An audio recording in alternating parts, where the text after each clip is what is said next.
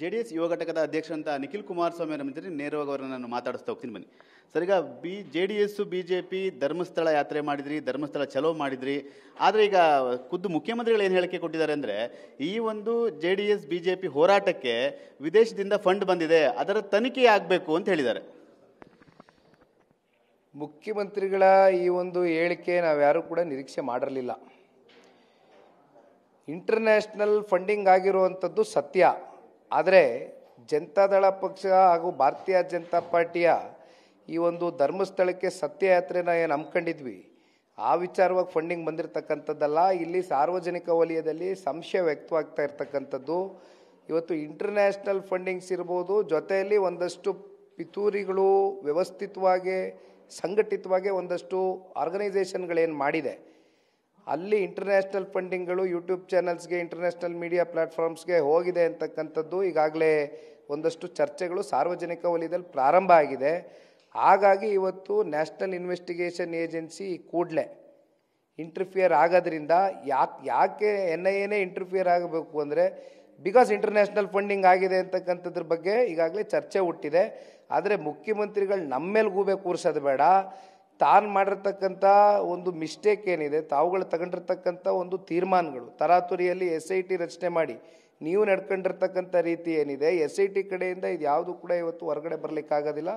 Because ಇಲ್ಲಿ ಮುಖ್ಯಮಂತ್ರಿಗಳು ಹೇಳ್ದಂಗೆ ಈ ವಿಚಾರಕ್ಕಲ್ಲ, ಇಂಟರ್ನ್ಯಾಷನಲ್ ಫಂಡಿಂಗ್ಸು ಇಲ್ಲೆಲ್ಲ ಬೇರೆ ಬೇರೆ ಹೌಸಸ್ಗೆ ಎಪಿಸೋಡ್ ಕ್ರಿಯೇಟ್ ಮಾಡೋದಕ್ಕೆ ಧರ್ಮಸ್ಥಳದ ವಿರುದ್ಧವಾಗಿ ಕಪ್ಚುಕ್ಕಿ ತಗೊಂಡು ಬರಲಿಕ್ಕೆ ಏನು ಪ್ರಯತ್ನ ಪಟ್ಟಿದ್ದಾರೆ, ಅವರೆಲ್ಲರನ್ನೂ ಕೂಡ ಇವತ್ತು ಈ ರಾಜ್ಯದ ಜನತೆ ಮುಂದೆ ಬೀದಿಗೆ ನಿಲ್ಲಿಸಬೇಕಾಗಿದೆ. ಒಟ್ಟಾರೆಯಾಗಿ ಸತ್ಯ ಉಳಿಬೇಕು, ಸತ್ಯ ಗೆಲ್ಲಬೇಕು, ಧರ್ಮ ಗೆಲ್ಲಬೇಕು, ಅಧರ್ಮ ಸೋಲ್ಬೇಕು. ಈಗ NIA ತನಿಖೆಗೆ ನೀವು ಕೂಡ ಒತ್ತಾಯ ಮಾಡ್ತಾ ಇದ್ದೀರಾ. ಅಂದರೆ ಯಾರಿಗೆ ಫಂಡ್ ಮಾಡಿದ್ರು ಅನ್ನೋದು ಗೊತ್ತಾಗಲಿ ಅಂತೀರಾ? ಹಾಗಾದರೆ ಸತ್ಯ ಬಯಲಿಗೆ ಬರಲಿ ಅಂತೀರಾ? 100% ಬಯಲಿಗೆ ಬರಬೇಕು. ಏಕೆಂದರೆ ಈ ಧರ್ಮಸ್ಥಳ ಅಂತಕ್ಕಂಥ ಪುಣ್ಯ ಕ್ಷೇತ್ರದಿಂದ ಇಲ್ಲಿಯವರೆಗೂ ಕೋಟ್ಯಾಂತರ ಜನಕ್ಕೆ ಅನ್ನ ದಾಸೋಹದ ಕಾರ್ಯಕ್ರಮಗಳು ನಡೀತಾನೆ ಬರ್ತಾ ಇದೆ, ಶಾಶ್ವತವಾಗಿ ನಡೀತಾನೆ ಇರುತ್ತೆ. ಜೊತೆಯಲ್ಲಿ ವಿದ್ಯಾಭ್ಯಾಸ ಕಾರ್ಯಕ್ರಮಗಳಿಗೂ ಕೂಡ ಧರ್ಮಸ್ಥಳದ ವ್ಯವಸ್ಥಿತವಾಗಿ ಅವ್ರ ಕಡೆಯಿಂದ ಒಂದು ಕಡೆ ಅವರ ಜೀವನೋಪಾಯಕ್ಕೆ, ವಿದ್ಯಾಭ್ಯಾಸಕ್ಕೆ, ಜೊತೆಯಲ್ಲಿ ಗ್ರಾಮೀಣ ಭಾಗದ ಹೆಣ್ಮಕ್ಳ ಸಬಲೀಕರಣಕ್ಕೆ ಸಾಕಷ್ಟು ಧರ್ಮಸ್ಥಳದ ಕರೆಯಿಂದ ಒಳ್ಳೊಳ್ಳೆ ಕೆಲಸಗಳಾಗ್ತಾ ಇದೆ. ಇಂಥ ನಮ್ಮ ಧಾರ್ಮಿಕ ದೇಗುಲಕ್ಕೆ ಬಂದು ಅಪಮಾನ ಮಾಡ್ತಕ್ಕಂಥದ್ದು ಆದಂಥ ಸಂದರ್ಭದಲ್ಲಿ 100% ಇವತ್ತು ಇದರ ಹಿಂದೆ ಇರ್ತಕ್ಕಂಥ ಆ ವ್ಯವಸ್ಥಿತವಾದಂಥ ಆರ್ಗನೈಸೇಷನ್ಸ್ ಯಾರು? ಏಕೆಂದರೆ ಒಂದಷ್ಟು ಜನ ಹೇಳ್ತಾರೆ ಇಲ್ಲಪ್ಪ ಕರ್ನಾಟಕ ರಾಜ್ಯ ಅಲ್ಲ, ಅಕ್ಕಪಕ್ಕ ರಾಜ್ಯದಿಂದನೂ ಫಂಡ್ಸ್ ಬಂದಿದೆ ಅಂತಾರೆ. ಮತ್ತು ಮುಂದುವರೆದ ಭಾಗವಾಗಿ ಇಲ್ಲ ಇಂಟರ್ನ್ಯಾಷನಲ್ ಫಂಡಿಂಗ್ ಬಂದಿದೆ ಅಂತಕ್ಕಂಥದ್ದು ಕೂಡ ಒಂದಷ್ಟು ರಿಲಯಬಲ್ ಸೋರ್ಸಿಂದ ಮಾಹಿತಿ ಸಿಗ್ತಾ ಇದೆ. ಒಟ್ಟಾರೆಯಾಗಿ ಕೇಂದ್ರದ ತನಿಖಾ ಸಂಸ್ಥೆ ಇದರಲ್ಲಿ ಇಂಟರ್ಫಿರೆನ್ಸ್ ಕೊಡಬೇಕು.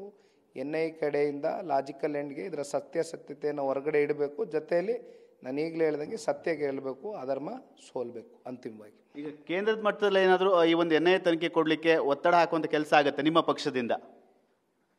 ಕೇಂದ್ರದ ಸಚಿವರು ಮಾನ್ಯ ಕುಮಾರಣ್ಣ ಅವರು ಈ ವಿಚಾರಕ್ಕೆ ಸಂಬಂಧಪಟ್ಟಂತೆ ಈಗಾಗಲೇ ಪೂರಕವಾಗಿ ಒಂದಷ್ಟು ಹೆಜ್ಜೆಗಳನ್ನ ಇಟ್ಟಿದ್ದಾರೆ. 100% ನಾವು ಇಲ್ಲಿ ನಿಂತು ಕೇಂದ್ರದ ನಾಯಕರುಗಳಿಗೆ ಹೇಳ್ತಕ್ಕಂಥದ್ದಷ್ಟೇ ಅಲ್ಲ, ಇವತ್ತು ನಮ್ಮ ಕರ್ನಾಟಕ ರಾಜ್ಯದಿಂದ ಯಾರ್ಯಾರು ಜವಾಬ್ದಾರಿಯುತವಾದಂಥ ಸ್ಥಾನದಲ್ಲಿರ್ತಕ್ಕಂಥ ಕೇಂದ್ರದ ಸಚಿವರುಗಳಿದ್ದಾರೆ, ಇಡೀ ತಂಡ ಹೋಗಿ ಇವತ್ತು ಈ ಒಂದು NIA ತನಿಖೆಗೆ ಆಗ್ರಹಿಸ್ತಕ್ಕಂಥ ಒಂದು ಕೆಲಸವನ್ನು ಮಾಡಬೇಕು ಅಂತಕ್ಕಂಥದ್ದು ಈ ಸಂದರ್ಭದಲ್ಲಿ ಒಬ್ಬ ಭಾರತೀಯನಾಗಿ, ಕನ್ನಡಿಗನಾಗಿ, ಜೊತೆಯಲ್ಲಿ ಎಲ್ಲದಕ್ಕಿಂತ ಮಿಗಿಲಾಗಿ ಧರ್ಮಸ್ಥಳದ ಒಬ್ಬ ಭಕ್ತನಾಗಿ ನಾನು ಕೂಡ ಇದನ್ನು ಆಶಯಿಸ್ತೀನಿ. ಅಂದರೆ ಸರ್ಕಾರಕ್ಕೆ ಮನವಿ ಮಾಡ್ತೀರಾ NIA ಕೊಡಿ ಅಂತೇಳಿ? ನೀವು ಒತ್ತಡ ಹಾಕ್ತೀರಾ, ಮನವಿ ಮಾಡ್ತೀರಾ?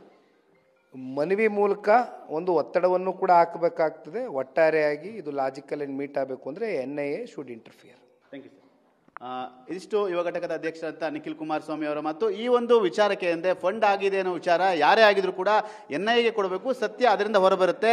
ಹಾಗಾಗಿ ಕೂಡಲೇ NIAಗೆ ಸರ್ಕಾರ ಇದನ್ನು ವಹಿಸಬೇಕು ಅನ್ನೋದು ಆಗ್ರಹ ಕೂಡ ಮಾಡ್ತೀವಿ. ದೆಹಲಿ ಮಟ್ಟದಲ್ಲೂ ಕೂಡ ಇದಕ್ಕೆ ನಾವು ಒತ್ತಡವನ್ನು ಕೂಡ ಹಾಕ್ತೀವಿ ಅನ್ನೋ ಮಾತನ್ನು ಕೂಡ TV9 ಬಳಿ ಹಂಚ್ಕೊಳ್ತಾ ಇರುವಂಥ ಕ್ಯಾಮ್ರಾನ್ ಸಯ್ಯದ್ ಜೊತೆ ಸುನಿಲ್, TV9 ಬೆಂಗಳೂರು.